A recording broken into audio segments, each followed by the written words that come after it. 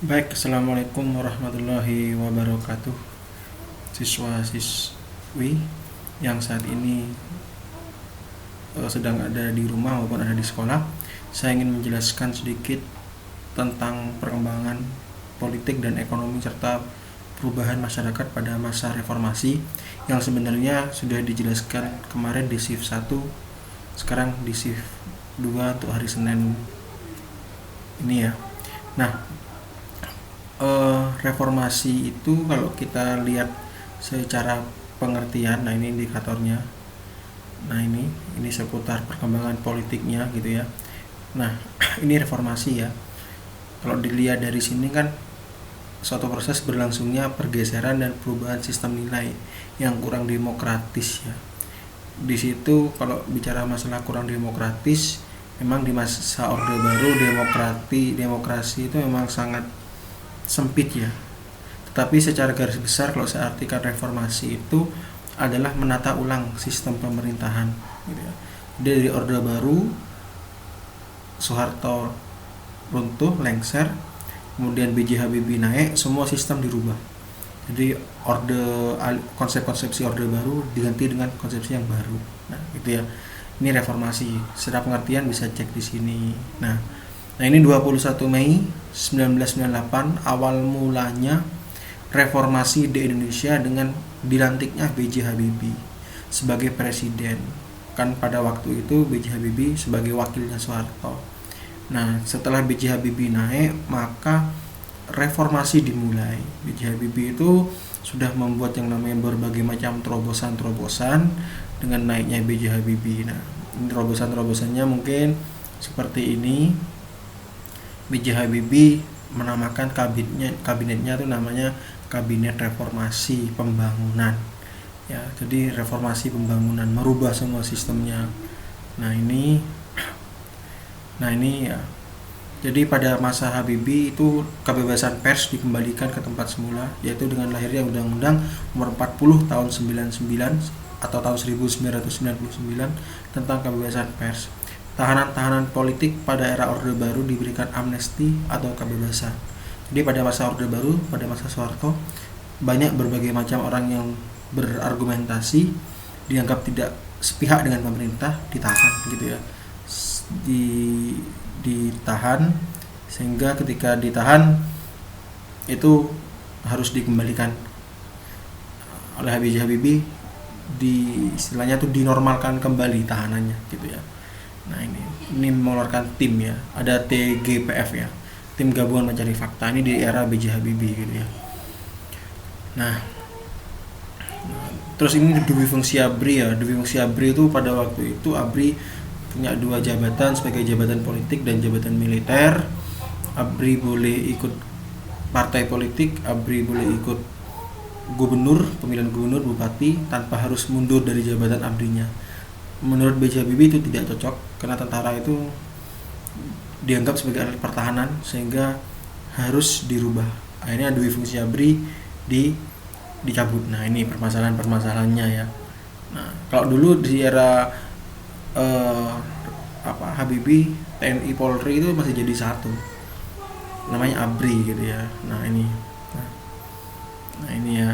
Jadi dianggap B.J. Habibie itu merupakan era baru yang memberikan harapan besar kepada rakyat Indonesia. Nah ini jadi fokus pada sektor hukum dan perundang-undangan, jaminan hak asasi manusia, karena pada era Orde Baru hak asasi manusia sangat tipis gitu ya.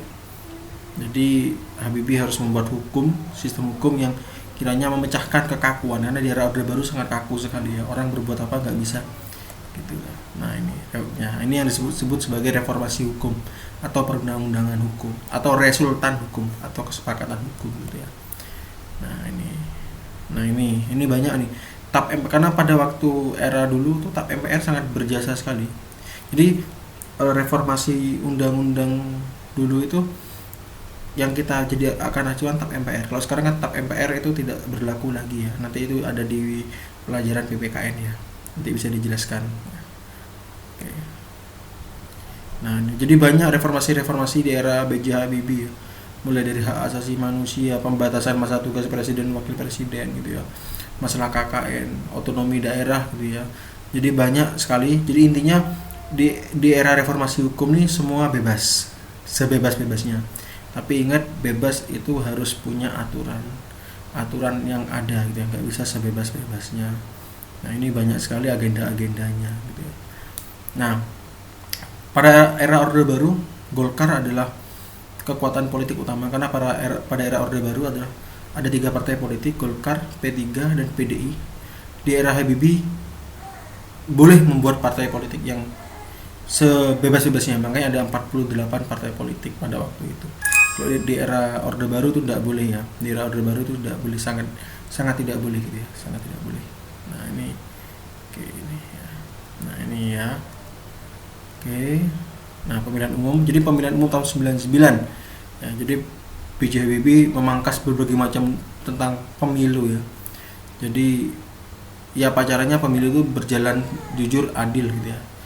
Tapi tahun 99 masih pemilu itu hanya dikonsentrasikan kepada legislatif ya, karena pemilihan presiden pada waktu itu tetap di tangan MPR ya pada waktu itu, karena masih belum amandemen.